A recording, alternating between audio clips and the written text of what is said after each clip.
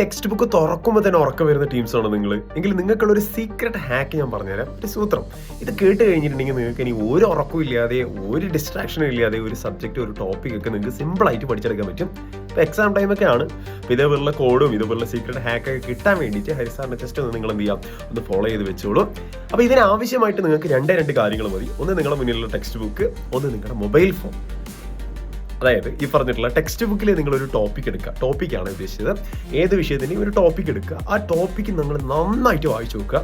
വായിച്ചു നോക്കിയതിന് ശേഷം മൊബൈൽ ഫോൺ എടുക്കുക. മൊബൈൽ ഫോൺ എടുത്തിട്ട് നിങ്ങൾ ഈ ടോപ്പിക്ക് സെർച്ച് ചെയ്യുക. Simple way. സെർച്ച് ചെയ്യുമ്പോൾ നിങ്ങൾക്ക് കുറേ വീഡിയോസ് കിട്ടും. എക്സാമിനറിൻ്റെ തന്നെ കുറേ വീഡിയോസ് നിങ്ങൾക്ക് അവിടെ കിട്ടുന്നതായിരിക്കും. ആ ടോപ്പിക്ക് നന്നായിട്ട് നിങ്ങൾ കാണുക, കേൾക്കുക. ഒന്നും ചെയ്യേണ്ട കാര്യമില്ല, കേൾക്കുക.